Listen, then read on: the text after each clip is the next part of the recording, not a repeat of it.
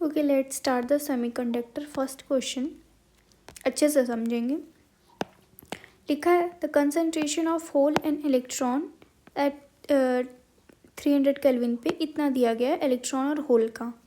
ठीक है, उसके बाद कह रहा है कि एंटीमनी को डोप किया गया इनटू सिलिकॉन, सिलिकॉन में डोप किया गया।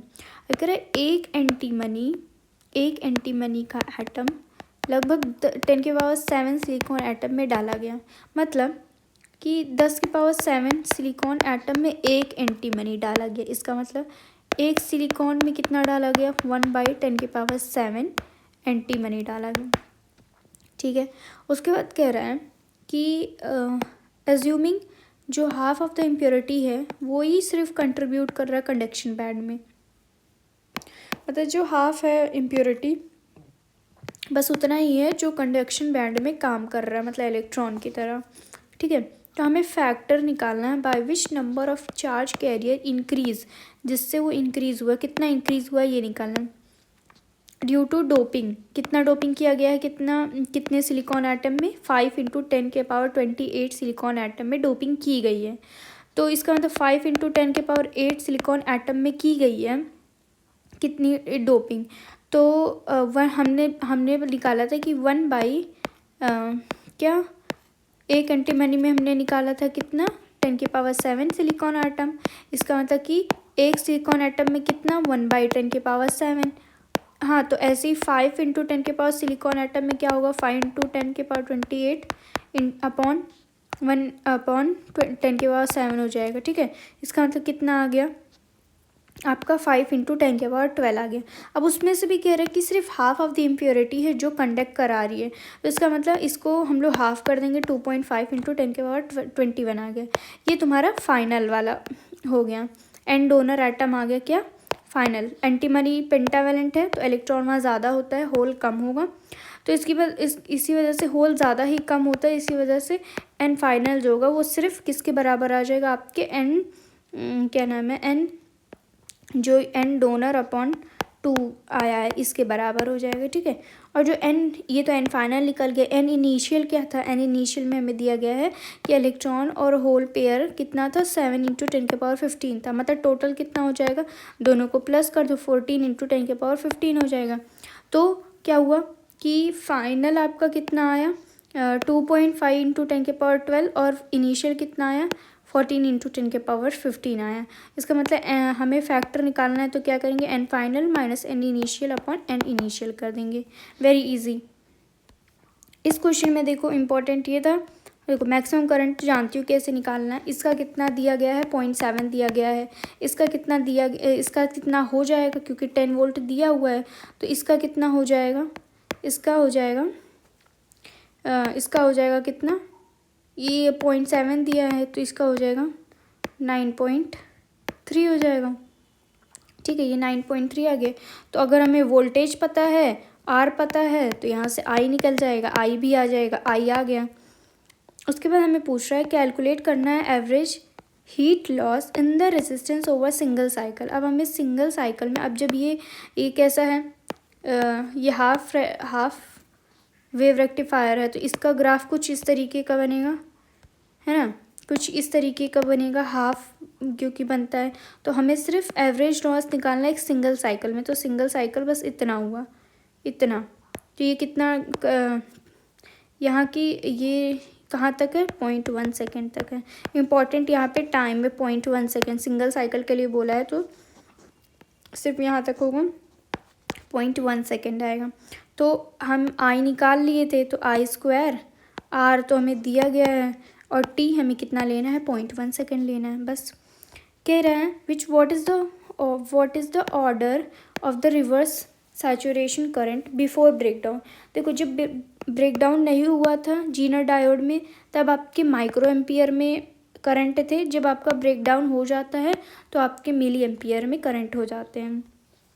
हाँ, ये कह रहा है, इस क्वेश्चन में कह रहा है कि सिलिकॉन का बैंड गैप जो है वो ज़्यादा होता है जर्मेनियम से, ये बोला गया है। तो कह रहा है हमने आइडेंटिकल रिवर्स बायस का यूज़ किया है। तो कह रहा है रिवर्स करंट जो होगा वो आइडेंटिकल होगा टू डायोड, दोनों डायोड का, चाहे ये GE का हो चाहे सिलिकॉन का हो चाहे जर्मेनियम का हो, दोनों का आइडेंटिकल करंट होगा।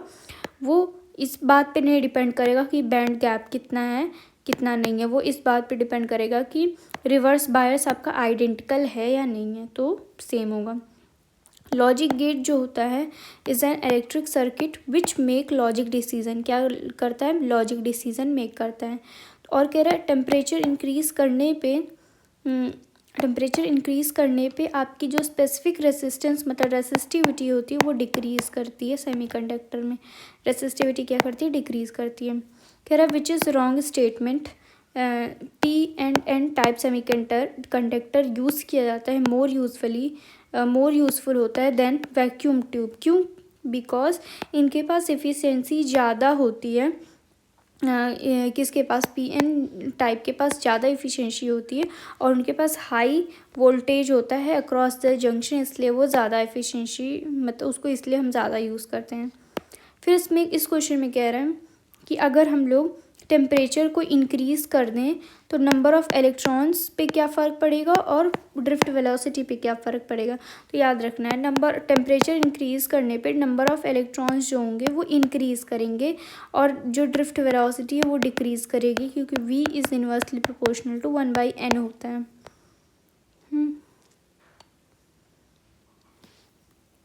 इस क्वेश्चन में मोस्टली फॉर्मूला याद रखना था कि जो कंडक्टिव इस क्या होता है, ये क्या होता है, सिग्मा कंडक्टिविटी होता है, कंडक्टिविटी। तो कंडक्टिविटी जो होता है वो न्यू होता है, NEU। एन क्या है, नंबर है इलेक्ट्रॉन का, और E क्या है, चार्ज है, और U क्या है, ये क्या है, U मोबिलिटी है, क्या है, मोबिलिटी है। तो यहाँ पे ये इम्पोर्टेंट है। ये तो इसमें ये तो बहुत ही इजी था, जहाँ पे हमें एनर्जी दिया गया था और लैम्डा दिया गया था, तो हमें इलेक्ट्रिक फील्ड निकालना था। तो हम जानते हैं इलेक्ट्रिक फील्ड होता है V/मीटर, V/m होता है। एनर्जी को पहले तो हम लोग 1.6 × 10⁻⁹ में कन्वर्ट कर लें, फिर 5 फिर डिवाइड कर दें किससे, लेंथ से। ये बहुत इजी क्वेश्चन था। पोटेंशियल डिफरेंस दिया था 2 वोल्ट का, और हमें दिया गया एरिया, हमें दिया गया थिकनेस, और हमें दिया गया है क्या, कंसंट्रेशन ऑफ जर्मेनियम इतना दिया गया, और मोबिलिटी दी गई है किसकी, इलेक्ट्रॉन्स की इतनी और होल की इतनी दी गई है। हमें करंट पूछा, देखो करंट तो हम जानते हैं I = V/R होता है। V तो हमें पता है, R हमें निकालना है। तो R हमें निकालना है, हम यहाँ से निकाल क्या सकते हैं, तो R होता है ρL/A। तो हम लिख सकते हैं इसको L/σA। सिग्मा क्या होता है, न्यू होता है, तो सिग्मा हम निकाल लेंगे यहाँ से। सिग्मा निकाल जाने के बाद फिर हम R निकाल लेंगे L/σA से, ठीक है। फिर I निकाल लेंगे, it's very easy. Resistance forward मतलब R forward upon R reverse का वैल्यू कितना होता है, 1:10⁴ होता है। किसे हम यूज़ नहीं कर सकते हैं, रेक्टिफायर डायोड की तरह, तो वो हमें जीना डायोड को यूज़ नहीं कर सकते हैं। बाकी ये बहुत इजी और इम्पॉर्टेंट भी है कि हाफ वेव रेक्टिफायर में आपका VRMS का वैल्यू V0/2 होता है। कितना होता है, V0/2 होता है। रिवर्स बायस की कंडीशन में जो वोल्टेज होता है, पोटेंशियल बैरियर होता है, वो इंक्रीज़ करता है, क्या करता है, इंक्रीज़ करता है। इस क्वेश्चन में देखो हमें दिया गया है रिवर्स पोटेंशियल 10 वोल्ट और 20 वोल्ट, और रिवर्स करंट दिया गया है 25 माइक्रो एम्पियर और 50 माइक्रो एम्पियर। हमें कह रहा है रिवर्स रेसिस्टेंस निकाल के दो। तो रिवर्स रेसिस्टेंस का फॉर्मूला होता है ये V रिवर्स पोटेंशियल 1 मतलब 2 minus V reverse potential 1 upon I current reverse current minus reverse current 2। तो ये निकल जाएगा। इस क्वेश्चन में देखो कह रहा है पोटेंशियल बैरियर है ऑफ 0.5 वोल्ट का exist across a PN junction. हमें पोटेंशियल बैरियर दे दिया गया। अब कह रहा है कि इलेक्ट्रॉन जो है वो फ्लो कर रहा है, स्पीड कितना दिया गया, 5 × 10⁵ मीटर/सेकेंड। कह रहा है अप्रोच कर रहा है कहाँ पे, PN जंक्शन से, और कहाँ से, फ्रॉम द एन साइड से, मतलब इस साइड से वो जा रहा है। तो कह रहा है with what velocity it enters the P side, किस वेलोसिटी से वो इस P साइड में जाएगा। तो हम जानते हैं delta kinetic energy is equal to क्या होता है, टोटल एनर्जी होता है ठीक है, टोटल एनर्जी होता है। तो डेल्टा काइनेटिक एनर्जी हो जाएगा हाफ एम वी फाइनल का स्क्वायर माइनस वी इनिशियल का स्क्वायर और is equal to minus e V हो जाएगा, क्योंकि ये कहाँ से कहाँ एन से पी जा रहा है, इसलिए ये माइनस ई वी हो जाएगा। ठीक है, तो मेन यही था कि माइनस ई वी हो जाएगा यहाँ, और फिर हम निकाल लेंगे वहाँ से। उसके बाद देखो यहाँ पे कह रहा है कि hole diffuses from P side to N side. इसका कह रहा है, इसका मतलब क्या है कि होल जो है वो पी साइड से एन साइड में जा रहा है। तो एक्चुअली में होल का होल जो है वो मूव मतलब नहीं जाता है एन साइड की तरफ, ऐसा नहीं होता है। होता क्या है कि वहाँ होता क्या है कि बॉन्ड जो है वो ब्रोक होता है एन साइड पे बॉन्ड क्या होता है, ब्रोक होता है, और वहाँ से इलेक्ट्रॉन क्या होता है, रिलीज़ होता है। तो इलेक्ट्रॉन जाता है पी में जाता है, और and the electron free from the bond jump to a broken bond on the P side.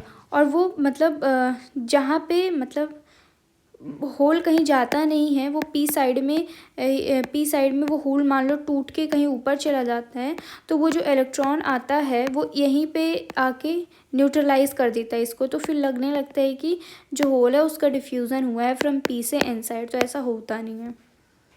कह रहा है एवलांचे ब्रेकडाउन किसकी वजह से होता है, तो कोलिजन आयनाइजेशन की वजह से होता है। और जीनर ब्रेकडाउन किसकी वजह से होता है, हाई डोपिंग की वजह से होता है। पोटेंशियल बैरियर का रेंज कितना होता है, 0.2 होता है। कितना होता है, 0.2 होता है। और रेजिस्टेंस जो होता है आपका रिवर्स बायस में वो होता है 10⁶ ओम, 10⁶ ओम। ठीक है, अब यार ये इम्पोर्टेंट है, यहाँ पे देखो ये लग रहा है ये और गेट है, लेकिन इसके पीछे ये दो नॉट गेट हैं। इसका मतलब सिंपल इसको याद रख लो, अगर ये इस तरीके के रहेंगे तो इसे हम बोलेंगे नैंड गेट, और इसको हम बोलेंगे नॉर गेट, क्योंकि जब हम सॉल्व करेंगे तो ये नैंड की तरह बिहेव करेगा और ये नॉर की तरह बिहेव करेगा। उसके बाद ये वाला क्वेश्चन बोल रहा है कि आउटपुट कह रहा है 2 इनपुट गेट का 1 दिया गया, मतलब 2 इनपुट गेट का क्या दिया गया, 1 दिया गया, तो इसको 1 1 लिख लेंगे। फिर क्या कह रहा है कि only if the inputs are equal. अब इनपुट इक्वल है, जिसके इनपुट्स इक्वल है उनकी ही वैल्यू 1 है, मतलब 1 1 के या तो 1 हो सकते हैं या तो 0 0 के 1 हो सकते हैं। ऐसा केस सिर्फ एक्स नॉर के केस में होता है, किसमें, एक्स नॉर के। फिर कह रहे रिपल कोफिशिएंट जो होता है हाफ वेव रेक्टिफायर में वो 1.21 होता है। कितना होता है, 1.21 होता है। उसके बाद है इन अ फॉरवर्ड बायस्ड, यहाँ पे ये फॉरवर्ड बायस का पूछा है कि जो पोटेंशियल बैरियर होते हैं किसमें, डिप्लीशन रीजन में, वो इसका ग्राफ क्या होगा। तो याद रखना है कि फॉरवर्ड बायस में डिप्लीशन रीजन में एन जो होता है वो हाई पोटेंशियल पे होता है और पी जो होता है वो लो पोटेंशियल पे होता है, और जो इनकी विड्थ होती है वो लेस होती है किस में, फॉरवर्ड बायस में। तो यहाँ पे देखो इस वाले ये तो दोनों गलत ही हो गया, बाकी ये दोनों में सी कोई सही होगा, लेकिन यहाँ पे देखा जाए तो ये मोर विड्थ है और ये कैसा है, कम विड्थ है, इसलिए आपका ये आंसर हो जाएगा, क्योंकि फॉरवर्ड बायस में कम विड्थ वाले होते हैं। उसके बाद कह रहा है इफ़ टू एंड है पी एन जंक्शन का, उसको हम लोग ज्वाइन कर दिए, कनेक्टिंग वायर से ज्वाइन कर दिए, तब भी उसके अंदर कोई भी स्टेडी करंट फ्लो नहीं करेगा, there will be no steady current in the circuit. याद रखना फॉरवर्ड बायस में लो वोल्टेज बैटरी यूज़ होता है, रिवर्स बायस में हाई वोल्टेज बैटरी यूज होता है। उसके बाद ये क्वेश्चन देखो, यहाँ पे कह रहा है ये बहुत इंपॉर्टेंट क्वेश्चन है, इसको अच्छे से देखते हैं।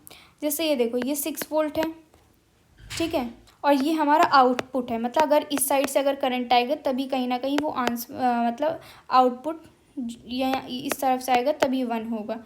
तो देखो अगर हम इसको इस वाले को देखो 1 और 0 का मतलब होता है, 0 का मतलब होता है लो वोल्टेज और 1 का मतलब होता है हाई वोल्टेज, सीधा सीधा मतलब।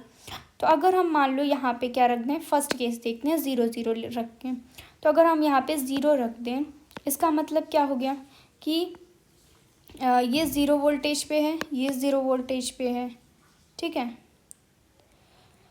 हाँ, तो ये अभी किसकी तरह बिहेव करेगा, मतलब ये लो वोल्टेज पे है, ये भी लो वोल्टेज पे है, तो ये किसकी तरह बिहेव करेगा, फॉरवर्ड बायस की तरह बिहेव करेगा।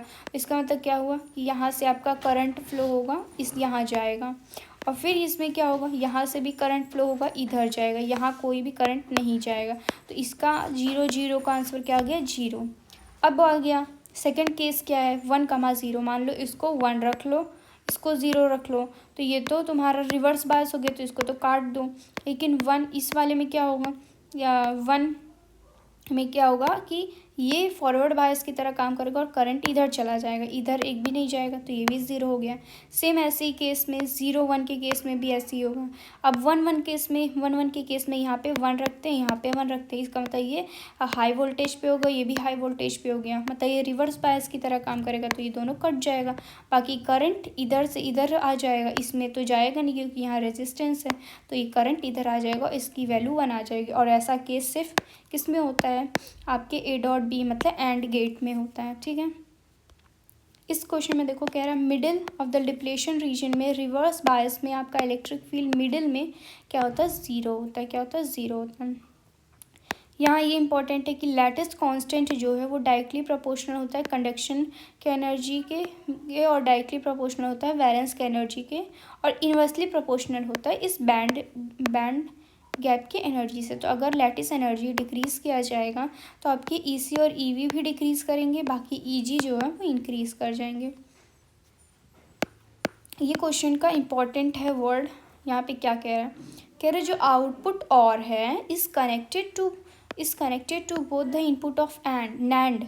मतलब कि ये जो आउटपुट और है इसको हम लोग कनेक्ट कर रहे हैं किससे, NAND से, मतलब NAND से, और किस मतलब दोनों ही इसके वायर इस NAND से कनेक्टेड हो रहे हैं। तो ये किसकी तरह बिहेव करेगा, ये तो हमें पता ही है कि ये नॉट की तरह बिहेव करेगा, और फिर ये तो और ही होता है, तो ये A+B ये हो जाएगा। इसका मतलब ये किसकी तरह बिहेव करेगा, नॉर आ जाएगा इसका आंसर। ये क्वेश्चन सिंपल था, बस इतना याद रखना कि हर जगह जब भी बोले कि सिलिकॉन डायोड यूज़ किया गया है तो इसका वोल्टेज हम लोग 0.7 लेते हैं सिलिकॉन डायोड का। कह रहा number of electrons in P type silicon semiconductor कह रहा कम होता है, किसमें, P टाइप में जो इलेक्ट्रॉन होता है वो कम होता है as compare to pure silicon. ऐसा क्यों होता है, due to law of mass action की वजह से होता है। ठीक है, दोनों सही है, रीज़न भी करेक्ट एक्सप्लेनेशन है। कह रहा लेड जो है वो स्पॉन्टेनियस रेडिएशन होता है क्योंकि वो फॉरवर्ड बायस होता है, तो ये दोनों सही है, दोनों का ही करेक्ट एक्सप्लेनेशन है। एनर्जी गैप जो होता है वो सिलिकॉन का ज़्यादा होता है एज़ कम्पेयर टू जर्मेनियम, फिर भी लेकिन हम लोग सिलिकॉन को मोर प्रेफर करते हैं फॉर द सेमीकंडक्टर, किसके लिए, सेमीकंडक्टर के लिए। ठीक है, ये वाला भी क्वेश्चन इंपॉर्टेंट है, इसको देखो। यहाँ पे कह रहा है अब यहाँ पे देखो, मान लो A को हम लोग 1 1 रख दें, क्या रख दें, 1 और 1। ठीक है, 1 1 रख दिए, इसका मतलब ये अभी किस ये 1 1 रख दिया, मतलब ये हाई वोल्टेज से ही जुड़ा हुआ है, इसका मतलब ये फॉरवर्ड बायस काम करेगा। इसका मतलब क्या होगा, यहाँ से करंट पास करेगा, यहाँ से करंट पास करेगा और यहाँ चला जाएगा, यहाँ से करंट पास करेगा, यहाँ चला जाएगा, मतलब दोनों से ही इस साइड जा रहा है। इसका मतलब क्या हो गया, 1 आ जाएगा आउटपुट। और फिर अगर हम 0,1 पे रखें, मतलब इसको 0 रखें, इसको 1 रखें, तो इसका तो नहीं जा पाएगा, लेकिन इसका जा पाएगा, तो एक का तो जाएगा ना, तो 1 आ गया। ऐसे अगर, लेकिन अगर दोनों का 0 रख दिया जाए, मतलब 0 रख दिया जाए, मतलब लो पोटेंशियल, और ये तो लो पोटेंशियल के साथ ये ट्रायंगल आ रहा है, तो इसका मतलब ये रिवर्स बायस की तरह काम करेगा, तो ये भी हट जाएगा, ये भी हट जाएगा। इसका मतलब करंट क्या होगा, 0 हो जाएगा, फ्लो ही नहीं होगा, तो ये हो जाएगा। ये किसका केस है, और गेट का, तो ये और हो जाएगा।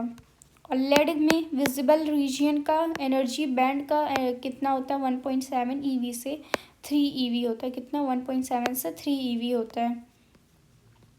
ठीक है, उसके बाद ये इम्पोर्टेंट है, कह रहा we can measure the potential barrier of a PN junction by putting sensitive voltmeter across terminal. तो ये बात बिल्कुल गलत है, क्योंकि हम उसको इसलिए पोटेंशियल बैरियर का हम लोग सेंसिटिव वोल्टमीटर से मेज़र नहीं कर सकते, क्योंकि डिप्लेशन रीजन में आपके इमोबाइल इलेक्ट्रॉन्स प्रेजेंट होते हैं, वहाँ पे फ्री इलेक्ट्रॉन्स होते नहीं हैं, जिसकी वजह से हम वहाँ पे वोल्ट मीटर का यूज़ करके वहाँ का पोटेंशियल बैरियर निकाल पाएँ, तो ये गलत है। कह रहे in semiconductor diode the reverse bias is due to drift of electron and hole. हाँ, ये बात सही कि रिवर्स बायस में जो ड्रिफ्ट होता है वो फ्री इलेक्ट्रॉन और होल्स की वजह से होता है, लेकिन इसका एक्सप्लेनेशन जो है कह रहा है drift of electron and hole is due to thermal excitation. हाँ, ये भी बिल्कुल सही है, लेकिन दोनों करेक्ट एक्सप्लेनेशन नहीं है। कह रहे इफ टेम्परेचर, अगर टेम्परेचर को इंक्रीज़ किया जाए तो रेसिस्टेंस क्या कर रहा है, डिक्रीज़ कर रहा है सेमीकंडक्टर में। क्यों, कह रहा है स्टेटमेंट 2 कह रहा है energy gap between conduction band and valence band is very small, क्योंकि उसमें स्मॉल होता है, तो ये कह रहा है दोनों का ही करेक्ट एक्सप्लेनेशन है। सोलर सेल जो होते हैं वो आपके कैलकुलेटर्स और वॉच में यूज्ड होते हैं। बाकी जो लेड और फोटो डायोड होते हैं वो ऑप्टिकल कम्युनिकेशन और कंप्यूटर्स में यूज़ होते हैं, मतलब दोनों ही यूज्ड होते हैं। और जीना डायोड तो हमारा रेगुलेट करता है वोल्ट